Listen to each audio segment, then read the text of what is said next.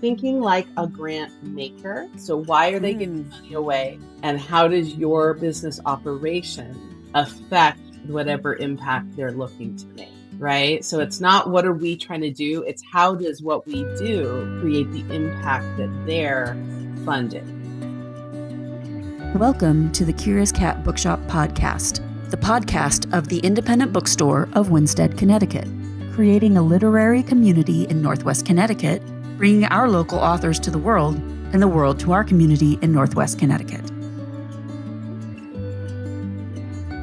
Welcome to the Curious Cat Bookshop Podcast. I'm Stacy Whitman. I'm your host and the owner of the Curious Cat Bookshop in Winsted, Connecticut. And this is season 2 of the Curious Cat Bookshop Podcast. Finally, I've been a little bit sick and I had no voice for most of February. So here we are finally back. Here on this podcast, we talk about all of books, from the writing process to the editorial and publishing process, the art process, and the book coming out and how it works in bookstores.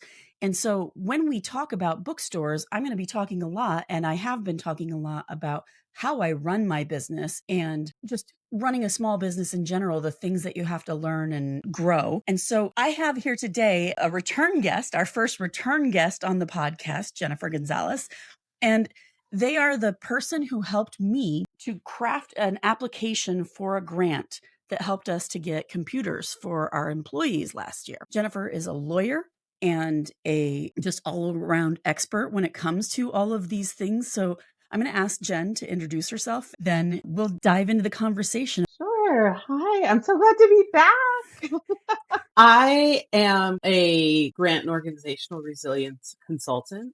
So I came out of law after about a decade of working in immigrant rights. But before law school, I actually worked for the grant agencies in the federal government. So for the National Institutes of Health, later for Department of Justice. And then after law school, have worked with nonprofits and a lot of social impact work. And so grants are just lifeblood of how all of those things move.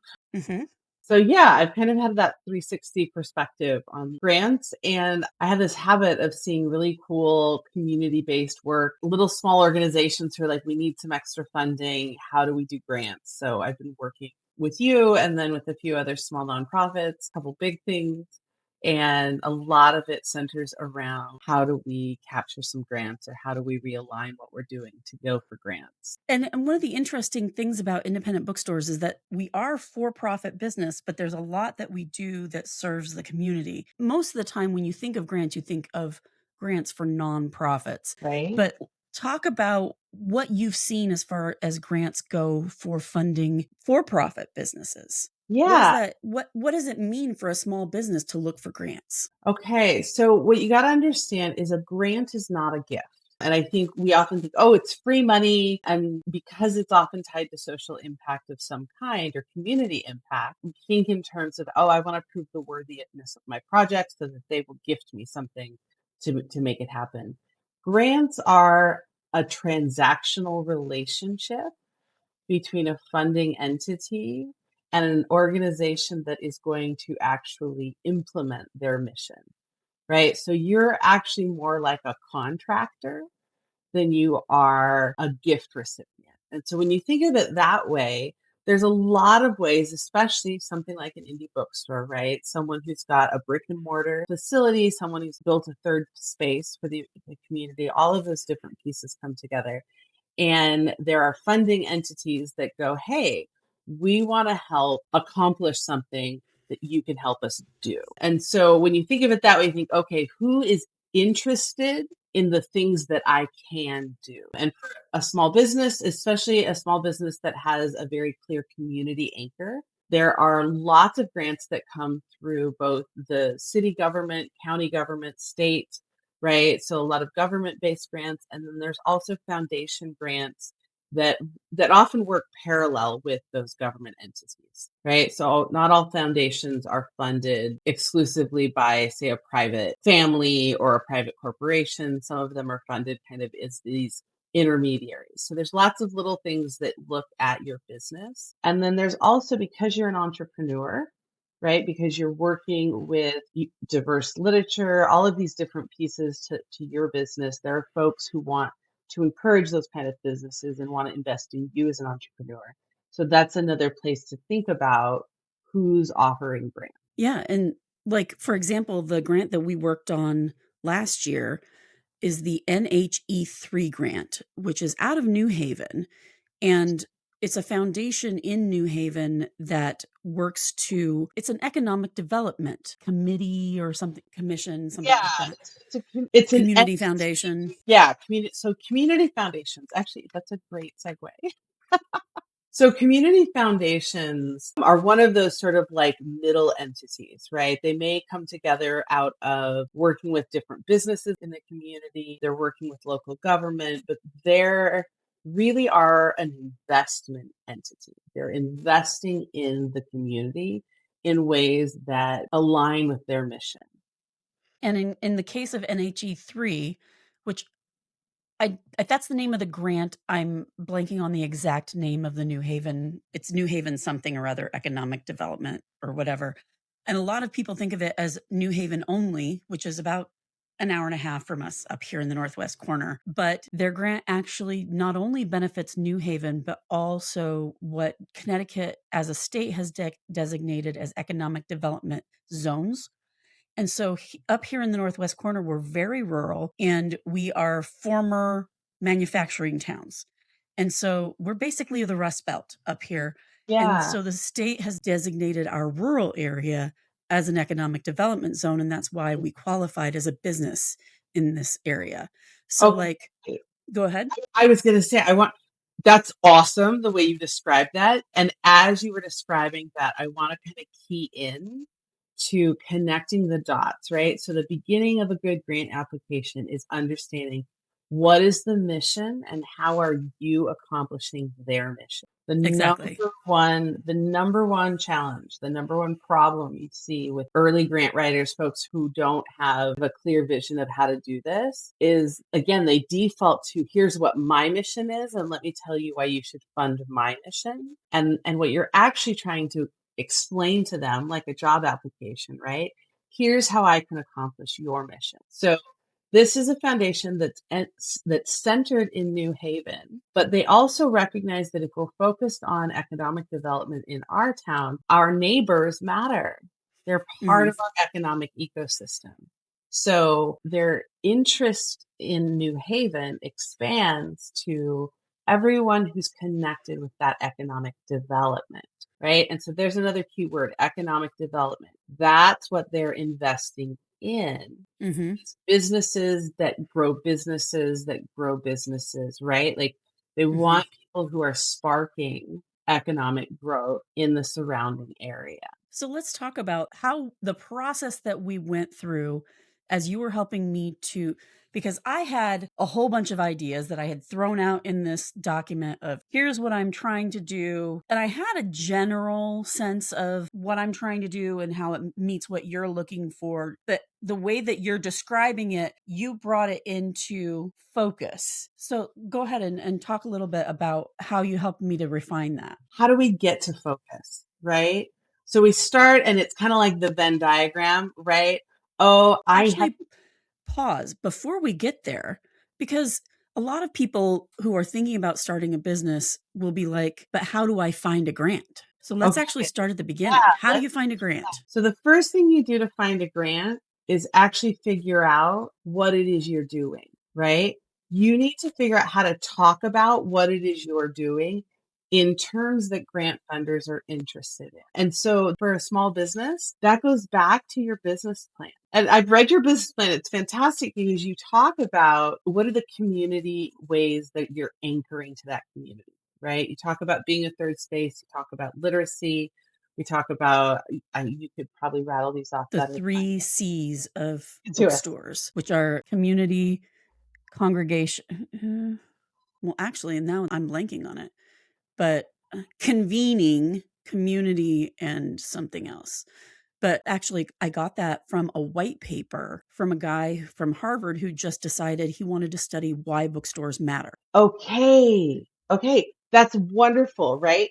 So one of the first steps that you can take is rather than go look for grants for what I'm doing, and you'll be like, nobody's funding what I'm doing, or maybe there's 3 out there and they expect really way too much. competitive, or Right. Or that, or if you're trying to apply for like the American Express, that $25,000 that they give to retailers between Small Business Saturday and in the middle of January, exactly the time that I have time to write a grant. Right. Okay, we'll come back to that. Okay, so again, thinking like a grant maker, they want to get money. So let's go back to rule number 1, which is it's all dirty money. It's all Even though billionaires wanting to feel better about themselves.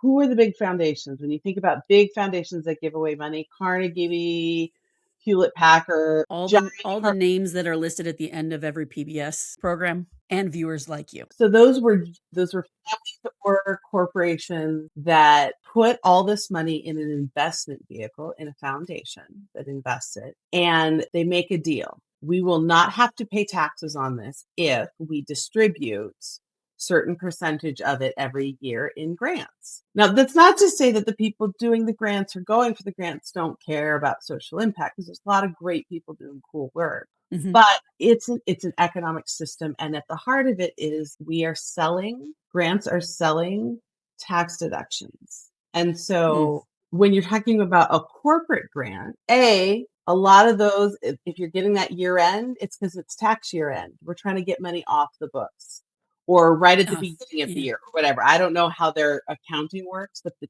timing is likely tied to a business objective. Mm-hmm. Corporate grants, small businesses are great for corporate grants because it's kind of a brand. It's a step up from say being a brand ambassador. It's a mutual investment because it's community connected and because you're aligned with their branding. Corporate grants often are actually coming out of marketing departments and PR departments.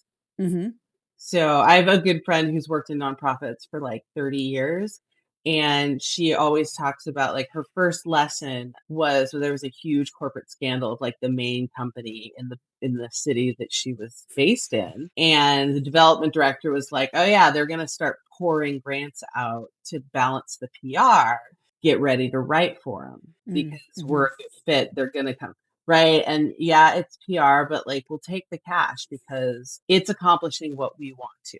Right. Right. So when you think about that, like that's why the timings work the way they do. They have different fiscal years. They have to distribute that money on a certain cycle to meet the legal tax obligations that they have as an investment vehicle. Mm-hmm. So that's what's behind sort of that, like, what is a foundation? And when you understand that, it's about lining yourself up. And what I tell folks when I work with them is think about your impact and your mission as your anchor, and then align to where they are and see what's in between. Mm-hmm. And so what you want to do is think about what are the needs of your business. What are things that if you had the money, you would invest in a storefront upgrade or internal things or programming for the community or whatever it is that you are good at doing and would love to do if you just had extra money. Think about all those things and see what else those things are doing. And then go think about who else cares about the thing that I'm accomplishing. What is the impact that we're both anchored to? And I think that what you just said ties right into what I was going to say that is important for somebody like a small business owner like me is to be out there networking in your business community, because that's where you're going to find the local stuff. Absolutely. So I go to, here in Connecticut, we have the WBDC, which I've talked about here on the podcast before. I got a startup grant from them of $2,500, and that allowed me to have a local carpenter build our front desk that has this beautiful slat wall, and I was able to stain it myself. And so that saved me a little bit of money. But now we have this, instead of an old dresser that was converted into a counter, now we have an actual counter. It fulfilled a business purpose for them, the WBDC, the Women's Business Development Council. Their purpose as a council is to help women entrepreneurs be successful. And that's education. You know, they have free classes, they have all sorts of things, and that's through grants. So let me ask you this. how does your counter accomplish that for your business? It's not the face of the business, but it's where people come to pay and it's where they come to ask us questions. And it creates a good workspace for us.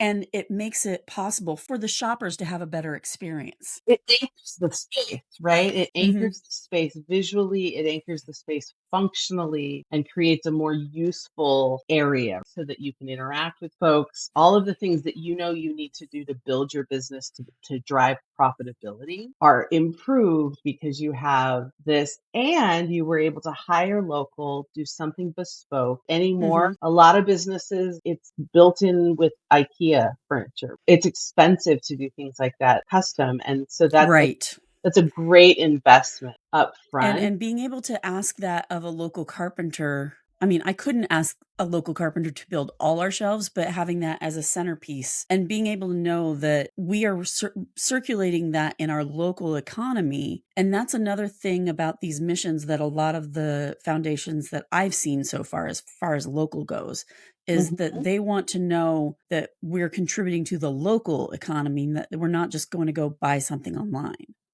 Yeah, we're not just going to order. Yeah, we're not just going to order from Amazon a bunch of stuff. So that's the other thing. So once you got a sense of what it is you do and what the impact of what you do is, right? So when you read the Curious Cat business plan, you talk about being a third space. And there's a lot of discoursing, I'm sure on the podcast you've talked about, like, what is a third space, right? Actually, I haven't. I should Oh, definitely put that on the list. okay. Because there's a Why movement, haven't I talked about that? right? There's a lot of discussion in sort of sociological spaces about For where those who don't we know, can you gather. help people know what a third space Yeah, is? and so third space is where we gather that isn't our home and isn't our work. So that we think of these as community spaces. This is parks, libraries, shopping centers, restaurants, the places that we go outside of our two main hubs, right? Because home and work are the two places we all go. And so it's the third space. And I think that when you're talking about a third space, I think it's even a little bit deeper than just going to a shop, to a place that you shop at, Right? but a It's a place where place to you can meet other gather. people in the community. So one of your C's is congregate or Convening. convening. There we go. It's a C word for gathering. Because we need the book people need the alliteration, and I respect that deeply. I I am first and foremost a book nerd English major who grew into all these other things. Well, and I think for the sake of a white paper, you need something that people remember. The Exactly. 3 C's. And Exactly. that's why it's hard for me to remember them, to be quite honest, because they're So, not the first thing yeah. that I think of. So if you're really focused on your business, a lot of small business owners have a lot of history in their industry. They've grown up with that, maybe they've inherited maybe a business that they helped build. And so they know their business, but it's hard to imagine what your business means to people way outside your immediate industry and your customers. And so one of the ways you can start to build your understanding of where you might find grants is to go to places like your industry organizations, look for what they're talking about. Where are they investing? Where are they looking for investment? Where do they think people should be investing in that industry? And as you hear what they're talking about, it'll start to connect Mm-hmm. with what you're doing. You'll be like, oh, okay, my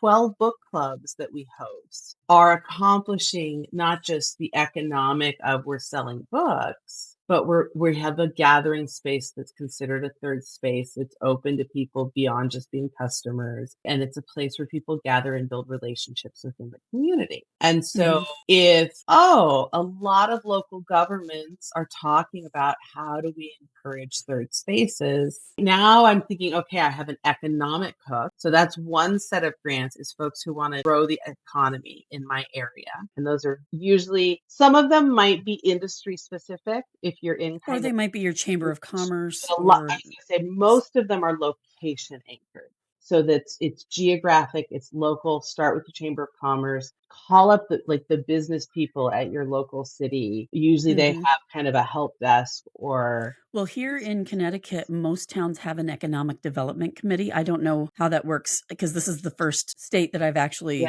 successfully created a business in. I had started another business, but then I got pulled out to New York to start it with Lee and Low. So yeah, Look for that kind of look for economic concept in your importance. area. Look for anything that's about community or about local investment. Those are places where you're going to find either information about what is the priorities in your sector in terms of grant investment, but you're also going to start to hear about actual grants. Local grants, the more local your grant maker, the more the relationship matters. The more distant and global your grant maker, if it's a national program or an international program, the more your mission and your impact is what they, not just that you're doing the impact, but the verification and the data you have about your impact, right? Yeah, because you report later. I think almost 3 years at the 3-year point since getting my startup grant, and every quarter or every 6 months, I forget, I still get a survey from WBDC asking about how that grant impacted me. Yeah, I was putting together some ideas for grants and I came up with the 3 A's. So AAA, the first one is alignment. So why are they giving money away? And how does your business operation affect whatever impact they're looking to make? So it's not what are we trying to do? It's how does what we do create the impact that they're funding? Mm-hmm. So it's a triangle of thinking, getting that baseline alignment. Until you understand what that is, you're just not going to be able to write an application that's going to pass muster. It used to be there was kind of a put as many as you can out there and hope you get them. Grant making has become a lot more sophisticated in terms of like, we know exactly what we want. We want you to tell us how you're going to accomplish that. It's very clear. And the goal is to be clear, right? The goal is to make it easier. I honestly don't think most people need a grant writer. They just need a friend to give them 20 minutes of, here you go, right? Because you can do this, and grant makers are making it easier for folks to do that. So number 1 is that alignment. Number 2 is anchoring. And that's kind of what we talked about. So 1, you can anchor to impact. And then how do you anchor to data? Because they're going to ask you essentially for what is our ROI? Mm-hmm. If we give you X dollars, what number of something are we getting back? And so you got to have some number anchor. We're part of getting it done. We invested in a local craftsman, et cetera, et cetera. We're reporting back. Here's how we spent the money and here's how it matters. Sometimes your anchoring is coming from the data that you're collecting, especially if there's sort of a chain of logic between what I'm doing and what my impact is, and you need to show those numbers. But a lot of times we're anchoring to external data to show that the impact is there, even though you're just a small piece of it because you're one bookshop. And so you, as we've worked together on your business, a lot of times you pull up a couple websites of bookseller associations. Mm-hmm. I don't know what they're called. You're gonna have to remind the American me. Booksellers Association, and we have a regional association here. Every region of the U.S. has a regional association. We're NEIBA, N-E-I-B-A. Right. So they're providing all of this data because they're doing studies and they're collecting surveys and things like that they can talk about what's going on in the industry. They might be able to help give you those ROI numbers to say, okay, we know that for every dollar spent on improving the business visible environment, there's generally a 2% drive in this or whatever, right? So they're going to give you some of those study numbers that you can say, this is why your money has a logical reason that it's going to give you this ROI, right? And it really depends on your industry. So like for us, the American Booksellers Association, the survey that they do every year is called the Abacus, ABACUS, just like the machine. It stands... It's fantastic. I think they call it the ABCs of bookselling, the Abacus. And there's something... If we don't have alliteration, we got to go alphabetical. All right, yeah, solid. Right. Yeah. But A, B, and C stand for something that I don't remember. Accounting, something. But my point about the Abacus is that they survey anybody who wants to voluntarily submit their data, and it gets anonymized. Then from that data, they give us a report back how our store compares to all other stores in the United States. And they have a general Abacus report that then says, here is how much % the most profitable bookstores spend on cost of goods sold. how much percent they spend on staff, how much percent, Right. So they're and giving what we would how call much. benchmark. Would they give Yes, or benchmark? benchmarks, exactly. So the benchmark might be how many books should you be selling every year? How much should you be selling per square foot of your store or something like that? So Yeah. there are all these bits Formulas, of basically. data, exactly, that help you to know, am I spending too much on rent? Am I spending too much on employees? And that's actually what got me thinking about maybe I am spending too much on employees when we're not making enough money, that kind of thing. That return on investment, like what is it? It's part of this thinking about your business in 3 time zones. It's where are we right now? Where do we need to be sustainable? And how are we going to grow into that? And then you're looking back at your data and trying to figure out what parts of my past experience are still relevant. And I think it's important for relatively new business owners to know you won't always know how to interpret this data from your regional or your industry association until you've been in it for a while. When I first looked at the abacus, like right as I'm writing my first business plan, I was like, I don't know what you mean by percent of this or that. But now I can see as the money comes in, I'm throwing our card sales into my POS's savings system. Square has a savings account that you can throw things into and you can put them in folders. And now it makes sense to me because I'm like, oh, if I throw X percent into rent, and I throw X percent into payroll, utilities, etc. If I am breaking out my expenses like that for the purpose of savings, hello, Tabitha, then every month, if I am not hitting that benchmark of having saved enough every month for rent or having saved enough every week for payroll, then I'm not hitting my benchmarks on a regular basis. And I'm not going to hit my long-term goals. And so it's starting to, the logic, mechanics and the logic of it are starting to make more sense to me now than they did 2.5, 3 years ago. So I also want to just point out to newer business owners that if you feel a little bit overwhelmed by the data that you're finding, that's part of the process. Right? It's part of that going from knowing your business to knowing your ecosystem. Right. So when I work with knowing how you fit within that ecosystem. When I work with nonprofits, the first thing we do is an ecosystem landscape and positioning report. And it's what is the world you're working in and what is going on with the money in that world right now. And until you know that, don't go, I want to do this, let me go find a grant for it. Go, what are grants being offered for and how does that intersect with my existing plan? And if it's not automatically there, don't try to build your plan into the grant, but take the time to build your plan without the grant and then see where you can plug money in once you've kind of got that going. Exactly. So it's not just like, what did you spend it on and what are the rules? It really is, how did you get the mission done? And when you work with, say, a nonprofit accounting where you have to be really strict about those kind of decisions and what money goes to, what you discover is a lot of it starts with how do you frame what you're doing, both for your grant application, but also for you as a business, right? What impact are you actually aligned to? And the better you're aligned to that, the more likely it is that you're going to get into that top review pile.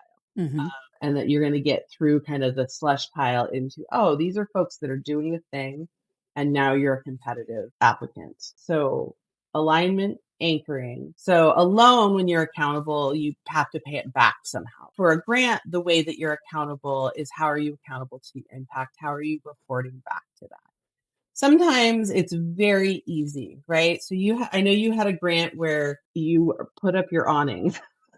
Yeah, that was the facade improvement grant. Yeah. How did you do it? We did it. Here's the receipt, right? Like that was very simple accountability, but you did have to send in some kind of proof that you used the money for what you said you were going to do and that it met the amounts and whatever the criteria was of that grant. I think I actually still have to spend like $300, and I've been meaning to put a film on the window. Not really a facade improvement, but it will help our books not burn in the sun. But that would be, and putting up a mailbox as well. Sorry? Which will improve your window look. Yeah. to not have. It'll improve our displays and it will help us to stop losing money on books that have faded, like If pink and yellow you books can just fade always in the send sun. it to me if they're faded. The insides are the same color. But yeah, the I will only thing that always catch your trash books. I will. yeah, I think so far we've got a total of 3 grants. So it's the startup grant, which paid for the front counter and a few other things, like it paid for a vacuum, which I mean, certainly makes the store more pleasant Right. experience. And it's an investment, because what a lot of folks, if they're starting a small business for the first time, get the sticker shock comes from when you need industrial grade products. And maybe you still had a retail I grade, actually just bought a commercial shark, but but it had like, to be something that was going to last and that could yeah. handle the kind of foot traffic Yeah, that. I didn't just go buy a $90 vacuum. I went and paid a little bit more for something that I was hoping and it's been 3 years and it's Yeah, lasted quite well. something that's going to last. And that's part of the grant, right? They want to give you something that's going to take that expense off your books for as long as possible. And so that's another thing when you're thinking about what kind of things you want to spend grant money on, the more disposable, the less likely it is that they want to fund it. And a lot of grants will disallow, right? So it's not just, hey, you're funding the impact, but it's how you're spending the money, what you're spending it on. And that actually gets into a very important thing that you have to pay attention to when you're applying for grants, because they often have rules as to what the money can be spent on. So the WBDC, the first grant that I got from them, the $2,500 grant, as long as it was for something for my business, great. I just had to tell them what it was and why I needed it and show them my business plan. And part of it was I couldn't even apply for the grant until I had taken a marketing class. So I had a full marketing plan out of that class. And then we presented to a panel of judges and got feedback from local business people on, how we could improve our marketing plan and that kind of thing. So it was a whole process that I think really challenged me on some of the ways that I was thinking about marketing and what I was prioritizing. And pushed you to be getting advice and feedback from folks that have experience that you would have otherwise had a difficult time getting an audience with. Right. Right? The big challenge with my next application, and that's what we're going to get into in a minute, is the Ignite grant for WBDC is a $10,000 grant. They have 3 tiers. The $2,500 is your startup grant, and I always forget what that's called. The Ignite grant is $10,000, and I forget what it's called again, but the next grant level is $25,000 for people who have gotten the Ignite grant, like a year after you get the Ignite grant. Okay. So that's really common that grant makers have tiers. In the industry, we talk about different tiers. So you have micro grants, which are like 5,000, 2,500. These are whatever, like like mini scholarship type stuff. It's enough to do one little thing well. So those are a good starting point. And then what you're doing is when you apply for those is you're proving that you're grant worthy, which means you're proving that you're accountable. You're proving that you're in alignment, right? What are the expectations in order to just get to the grant? For a lot of small businesses, there's a level of profitability or a level of cash flow. You have to show that you're actually making money. If you're just hustling over there trying to like capture stuff, and it's hard, but they want to see that you've been able to establish your business before they're investing in the next step. Exactly. There's a startup or something else might be willing to work with you because of what you're doing or where you're at in the process. Well, actually, they had a minimum of you must have been making at least $25,000 a year in revenue, not in profit, in revenue. And so they want to see that you have an established business, but you can be brand new. Exactly. Yeah. That you're moving economic, right? You're moving money through the system because they're investing in making more money move through that system. Exactly. And you can either take the marketing class or you can take the business plan class. And that helps you to build your business a little bit more. You might not have even started your business yet when you're taking the class, but by the time you apply for the grant, you need to have started your business, have a business checking account, and be making enough money for them to go, this is a real business, you're committed to it. And now the Ignite grant, and this is the thing that I was going to say, is about the rules of what you can spend the money on. The Ignite grant has very specific rules, because what I could really use as a business owner right now is working capital. I just need to be able to pay myself. I need to be able to pay my employees. I need to pay for rent. Yeah. Stuff like that. And right now we're in the slowest season. From January to early April, we are 20% down this year. And Yeah. our holiday season wasn't great because the overall economy isn't great. We're not the only bookstore. We're not the only retail store dealing with this. But cyclically, January to early April is a hard time for any retail store, and bookstores are included in that. My point is, what I could really use is working capital. But that is not aligned with what they're saying that you need to invest the grant in. You cannot use it for construction costs. You cannot use it for any kind of working capital costs like paying payroll or paying a subscription or anything like that. It has to be a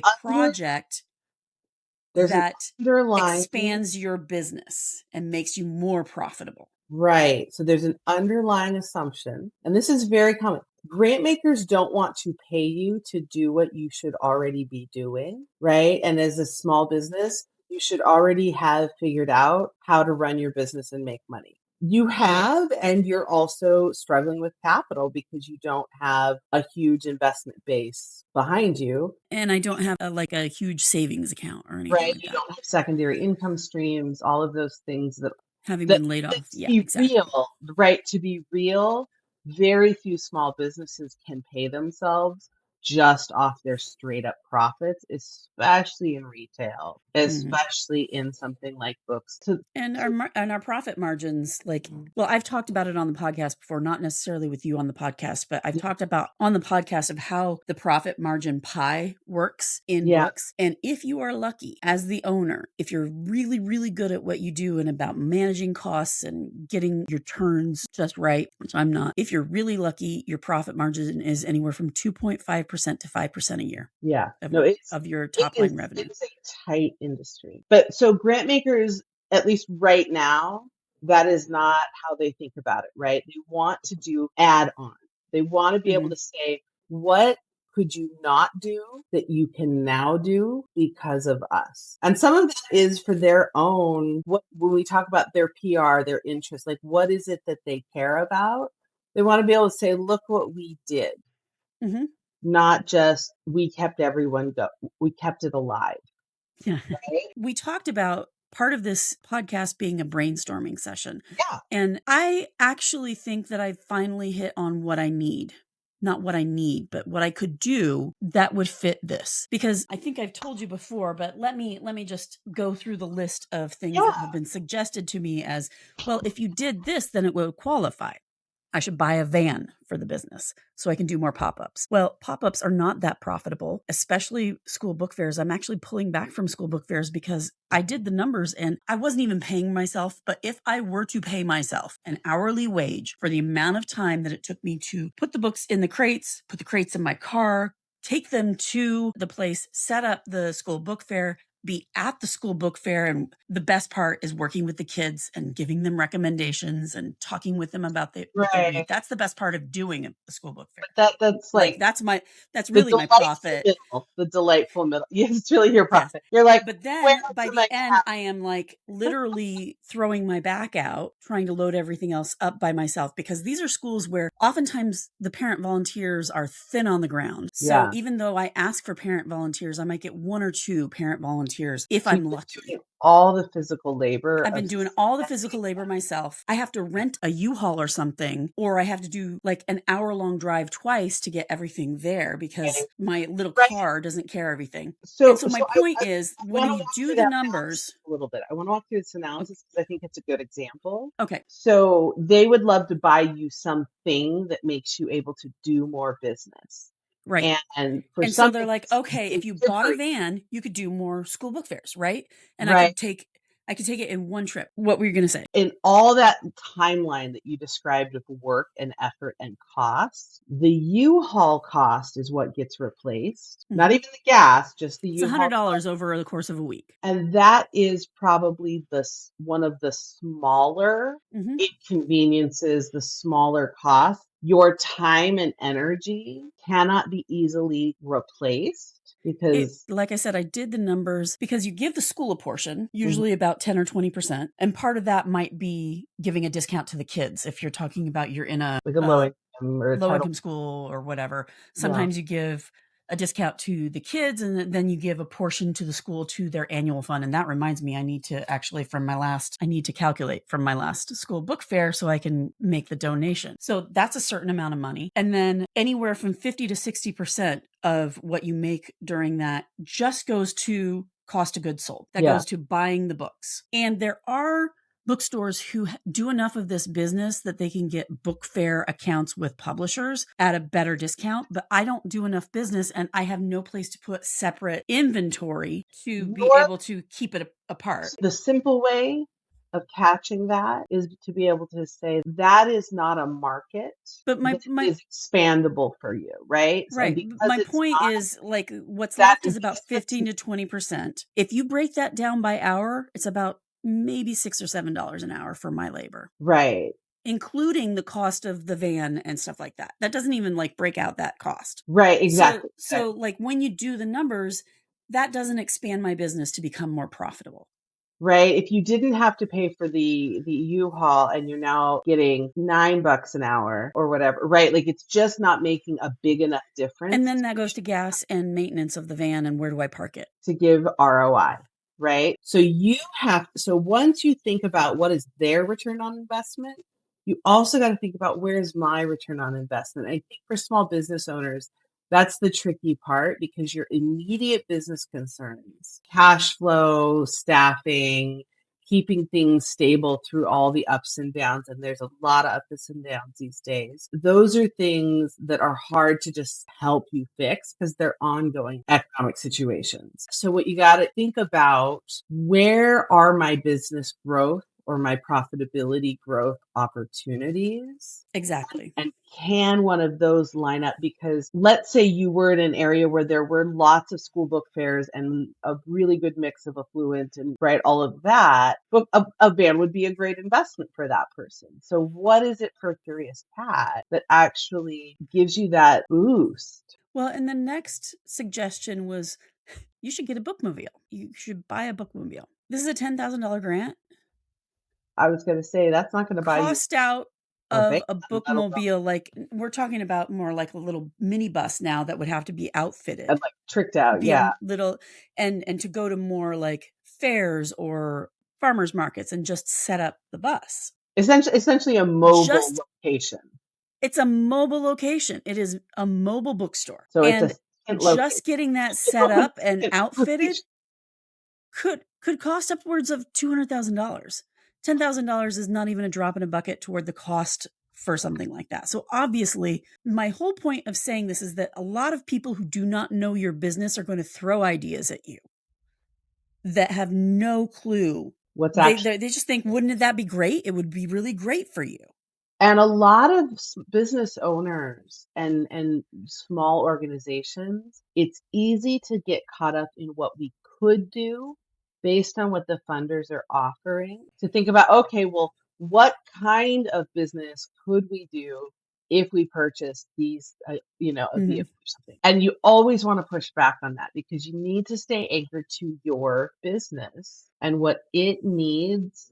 And think about, again, what are things I would do anyways if the profits were high enough to reinvest? And here's where I think I've landed. And you were in the meeting with me and one of my business advisors when I threw this out, but as I think about it more, I really do think that this has potential to expand our events program and to apply for $10,000 and say, we will use this to bring in bigger authors at bigger venues, at places where we control it, so we can charge admission, because we had a really successful event with Sarah Beth Durst. We sold about 40 tickets and we hosted it at a local brewery who were kind enough to donate the space. It was a little bit too noisy for the recording of the podcast, because that's actually, and those of you who follow the podcast, you'll have seen that episode of me interviewing Sarah Beth Durst. It was really great to have that partnership with the local brewery. And it was really awesome of them to host us, because people bought food. They gave us the space, but it was a mutually beneficial relationship. And I'd love to do more things with them, but maybe not this, because 40 to 60 people in a very noisy area that's also, it has people eating dinner nearby and some live music and stuff like that. The big challenge that I'm going to have to go through if I do this is figuring out what the right venue is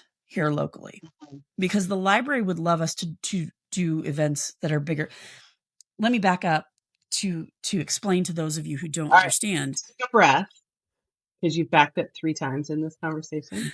And I want to anchor a few things for you. One, the idea of bringing in bigger authors is such a good fit for you, not simply because you're a bookstore and bringing big authors sells books, but because you, Stacy, have a fantastic Rolodex of fantastic authors from your time in publishing. And you've worked with folks and you're in the industry. So your ability to reach out to some of these authors and to connect, and the likelihood that you will succeed at booking and marketing these events is much higher because of that. And so again, like finding the project that aligns with your business interests, that works with us and works with what they're hoping amplifies and is amplified by what it is your secret sauce in your business. What is your competitive advantage? And so that becomes your competitive advantage in the grant as well. And what I'm getting at is there are advantages and then there are challenges. What are the challenges, and how are you going to overcome them? Because the challenge for us is, yes, I can bring in bigger authors, but if we're hosting them in our space, we have a fire code limit of 28 people in that space. So you want to be able to find, so you need. If we go to the library, we can't sell tickets. We can sell books, but not tickets. If we go to a couple of other venues in the area, we can sell books, but they want the ticket money. So the challenge for us is finding a space that's big enough to, like, we had more than 100 people come just for the signing portion of Sarah Beth Durst from as far away as Worcester, Mass. That's 2 hours from us. Yeah, like that's a big draw. It's a draw for people who maybe they might not want to take the train into Boston. Maybe they'd rather take a drive in the hills and then, explore a little town in Connecticut and have a whole day trip of it. So I love that you separate, like, there are the advantages and then there are the challenges. And the challenges, what is really fantastic, if you get yourself in kind of the grant community as a small business, as a startup, as a community anchored business, when you run into those challenges, it's this invitation to do the kind of deep strategy thinking that a lot of business owners want to spend time on because they know it has payback, but they can't prioritize. So part of the investment of that grant, even if you don't win, is you get a good marketing plan, you get a great business plan, you get a good strategy, you've run the numbers, you now understand your business and how to do something to grow it in a way that a lot of times you have to pay for a class to get through. Exactly. Right? Or hire a consultant to come in and give you extra time and energy to get there. And the grant conversation that you're having with yourself and your application and whoever's your sounding board, and you should always have a sounding board with your business, you have a couple of those, right, is giving you the opportunity to work on your business in a way that often you don't get to. And so don't always think of, if we get it, great, but if we're not going to get it, it's not worth it, because the work they're asking you to do should feel in alignment. And if it doesn't, it's part of the cost of the grant. And the reason why I feel like this is the most aligned thing for me is because this is something that I want to do anyway. It's just a matter of funding from a grant like this could make it more possible to accelerate it and to bring in people we might not be able to otherwise because they might be further away. Maybe it would help us to pay for travel costs and Travel, lodging, all of those It- things. and or it might help us to pay for the venue if there's a deposit required. It's the kind of thing where it's an investment that hopefully it will pay back if we were to do one or two of these a month, really big ones that we really promote and get a lot of people to come to, even if the ticket is $20 and then we sell some books, multiply that out by 200 people if we had a venue that big, or 80 people or whatever. Yeah. That is more than 28 people buying a book in our store. And that's a fantastic strategy, right?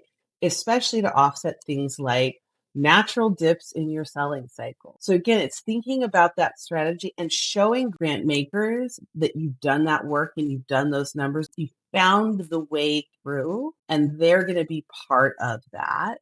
And always understand that every grant comes with the costs, right? So you've brought up challenges. And there's two pieces to that. There's going to be costs that go with putting on an event that might go beyond what the grant can cover. And you've got to be prepared for that, right? It's not going to necessarily fund everything or advance everything you need cash flow wise. So there's those direct costs, but there's also what's it taking for me to get it together? And is the qualifications and prerequisites that they're expecting helping my business anyways, or are they a detour? And the more that you're detouring, the more that you need to calculate. They're giving me 10 grand, but I'm only getting 7 grand. Grants can be seen as profit. If you're in the black, you're going to have to pay taxes on that funding. So that's part of the cost of that grant. So the actual dollars in is not the number on the grant. That's right? an important thing to be thinking about. I mean, I have not been in the black, so I haven't had to worry about that yet, but this is a really important thing to think not about. a major tax liability because we're still building. And that's how, and that's pretty normal for the first 3 or 4 years of a business. Exactly. Which is why startup grants are a good place. But when you get to that tipping point, or you're getting into corporate marketing, like grants and things like that, community and responsibility and investments, you have to think about what is the actual cost of this money and what are the direct costs that it's causing me to incur and what are my indirect costs. And is that still giving me the ROI that I need to do something I wasn't going to do already?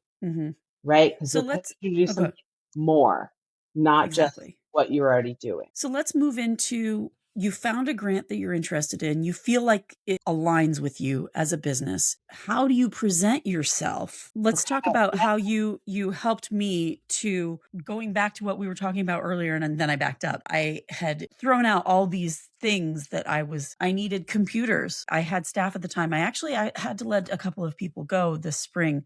So they were able to use those computers for several months before we ran into some challenges, not spring, but winter. They're also part of the businesses of it, right? Exactly. And so when I hire again, they'll be able to use those computers again. And so that is a long-term investment. But my point is, to be able to get that grant, I was like, all of this kind of brainstorming that we were doing for this next one, you were helping me with that. But then I had to actually sit down and fill out the application and answer some very specific questions. Talk about trying to, because for me, I run very long and they had limits that I had to get to the point. So let's talk narrative strategy. And this is the fun thing about working on this was I got to work on it with Stacy Whitman, who understands how to tell a story and how to build a story and craft a story in ways that most normal humans never are that great. By the way, this is Pyewacket. Right on schedule. Thank you, Pyewacket. Is he the one? Anyway, keep going. Is he the one in the wall mural? No, the wall mural is actually Mogget, who passed away in 2020. That's right. Okay. Pyewacket and Mogget coexisted at some point, I think. No, Mogget passed, and I still had Tildrum, and he was so sad. And then I adopted Pyewacket and Juju, and they were friends with Tildrum for about a year before he passed. Committed to memory. I need to work on that. I have a lot of them. So when you're applying to your grant, you're trying to actually answer the question. You're not trying to explain why. You're just trying to answer the question. So if your struggle is, I just keep writing along because I need them to understand how all the big pieces work together, that's great. And that's a lot of what I did. Yeah. And then what you got to do That is you helped me to be out. like, you're like, they don't Exactly. care. They don't care about that, right? So all this stuff that we've talked about, thinking like a grant maker, and it can sound a little cynical sometimes, I think, to folks that are not used to the just brass tacks of how grants work, but really go back through, like, why are we in alignment? What is my impact? All of these things that helped us find the grant are actually the things they want to see. So they're in the application. they're not Well, and looking I think also think about it like you are in the slush pile, so and they have to, I'm sure as they're reviewing, they probably get hundreds or thousands of these applications.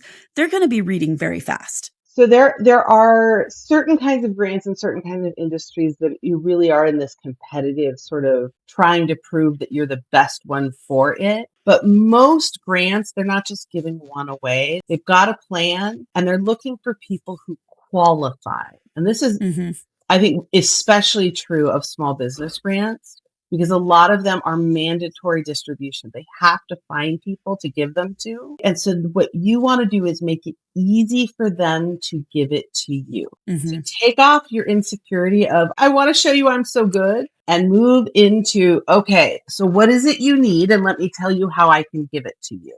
Let's go through the checklist. And so think about, how do you tell your story about your project and about your business in their words and in their terms?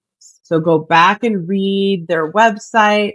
If you're using, a lot of folks are going to end up using AI for this. And Stacy and I have long conversations about AI and how we feel about it and the ethics, and also it's there. And to me, work in the system to do good. This is a good reason to use the tools. But I think a lot of folks are going to use that. And what I would say, where AI can help you is sorting through their website, sorting through all of their documents. They're going to show who they gave the grant to before, who else they give money to, what are their priorities, how do they talk about it, what are their terminology. AI is great for helping you kind of synthesize those key terms and ideas. And then you can take that and talk back to them about your business using their words. So it's a little bit of a translation process. Use their terminology and then answer the question they're asking, rather than try to, like, it's not a college application where you're trying to get creative information into a standard question. If it's well, a and I think it's question, important to remember you don't have to tell the whole history of your business unless they ask. And that's what I think I was trying to do is, yeah. like, I was trying to be like, this is why bookstores are important. And I think that, and it's been, 6 months or longer since we worked on that particular application. But I want to say the reason why I did it was because that's how I wrote the previous 2 grants. Right. Yeah. And that was successful. But at the same time, those were startup grants. And I think they were a little bit more lenient. And they're looking a little bit more, right? Like, so those are more competitive startup grants because lots of people are going for them. And you are kind of trying to show that your startup idea has merit outside of just existing, right? Yes and no. For one, yes. And the other, everybody in the class had already qualified for the grant as the basic qualifications. And that was a mandatory distribution, but you had to finish the class, and then your proposal had to be good enough. You had For that particular one, you were, sorry? I've said it was marketing and things like that. So you were trying to promote Right. your business. And so that works into what they're looking for, right? We want to help you promote your business. Apply to us and talk about promoting your business. Right. And in the class, they were like, if everybody does a great job with their application, everybody gets a grant. They had enough funding for that. But it had to, the project that you proposed in the grant had to fit all the criteria we talked about, all of the alignment and stuff like that. Yeah. I think maybe 3 out of 10 didn't get it because they just weren't well developed enough yet. Yeah. So, like, hadn't and answered that's the questions. They didn't have. I don't know the Sure it details was. of what didn't qualify or anything like that, but I have a feeling that they went back and worked with their business advisors, which with WBDC, that's free, and worked on developing their business a little bit more. So yes, some of them yes, and some of them no. It really just depends on the grant too. Well, that's what I'm saying, right? So you've got to qualify, and you've got to show that when they give you the money, you're going to be able to do what you say you're going to do. And for them, they've set their metric for that, right? Is your plan developed enough that it's whatever our threshold of actionable is? Exactly. Right? So when you go to your application, you're answering those questions. So one, read the application questions, go read the website, read all the information, and look at who else gets grants if that's posted. And if it's a foundation, you can look them up on GuideStar and get their 990, and they have to list everyone they gave money to. So can you explain what GuideStar is? I actually don't know what GuideStar is. For just quick purposes, it's a website, it's an organization that tracks and validates nonprofits. Oh, okay. So foundations are nonprofit entities. They're a subclass of nonprofit, like a nonprofit charity or whatever. And so the mandatory reporting is posted there. They have audit assessments and things like that to show that. And you said you can look at their 990. Is that the accounting of where they give money? So the 990 is their tax filing every year. And that talks about where they give their money. And certain foundations have to list everybody, and there's all sorts of rules. So you can usually figure out who else gets money and for what, and how they talk about those projects. Again, all of these are going to give you hints to the way they want you to talk about your project. I did want to give another shout out of a resource, Candid, which I think is probably connected to GuideStar. They might be the same company. But Candid is the foundation database. It's usually a very ridiculous, like $1,000 a year subscription or something, because it's meant for people who are doing large scale grant searching. But a lot of libraries will have So for me, I'm in San Diego. They have an account that I can access as long as I'm logged in at the downtown library, which is great because it's right on the trolley line. And so frequently when I'm in San Diego, I go from Mexico up the train, stop at the library, jump out, sit on the Wi-Fi at the park next to it, look up my grants on Candid, get back on the train and go off to wherever else I'm going to be going. Like, it's a great FYI, Tabitha is trying to, like, that is Tabitha. Hi, Tabitha. She's rubbing up against the computer and being like, it's time to eat. So that's another place to look for grants, but it's not always a good starting point for a small business. Like, your best starting point for a small business, it's absolutely going to be local. A good Google search really focused on local grants is going to get you enough starting points that you'll know what to start looking for. Oh, and one thing to definitely, if you are in any way, she's knocking things over now. All right. If you are in any way a marginalized person in your community, there are often grants specifically aimed at women-owned businesses, Black-owned businesses, minority-owned businesses, that kind of thing. Anything that reflects a local community that there's reason to invest in. And so, there's looking for things that are in your industry, and then looking for things that align with the communities and identities that you as an entrepreneur represent. So you're looking substantively for alignment, and then go back and again look at it rhetorically for what are those anchor terms, and what is impact, what are metrics, how are they measuring success, and read those questions not as an open-ended invitation to tell us as much as you can in whatever 100 words of whatever you know is awesome about you, because there's lots of things awesome about your bookstore. They don't care about all that. Or maybe a nicer way to say that is they've assumed all of that. That might feel better. If you're qualified, they've assumed all of that. What they want to know is exactly what they're asking. And then they want you to show that you're going to be able to do it. we are running out of time as far as the podcast goes. So if a listener is starting a business or running a business or even a nonprofit and they like what you have to say and they want your guidance to help them do a little bit better on their grant writing or whatever, tell everybody what your services are and how they can get in touch with you. Sure. So you can, first of all, you can go check out www.fractalgrowth.pro, which is my website and I'll my put that below.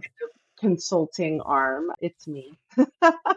You can contact me through my website. And so my consulting is focused on organizational resilience. And for a lot of folks, grants are part of that and understanding alternative revenue. So I work with folks not just in finding and writing grants, which I think once you get through one or two, I don't think you need a grant writer and I don't think you need as much hand holding. And so my goal is always to get you to a point where you know how to do this on your own, because it really shouldn't be an overwhelming process, but also building the infrastructure and the system so that it's something you can manage. So that's a lot of when I work with folks who do grants, it's working with sort of more robust systems. But I do a lot of one-off sort of just coaching and consulting sessions.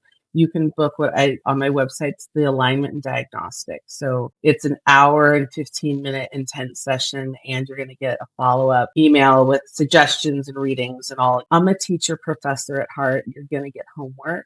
But I love to work with someone, hear your story, and let's dig in. Small business owners, I think they love homework because they know that it's going to make their business better. I'm taking a class right now, and I'm excited about doing the homework because it's going to make me a better book buyer. Yeah.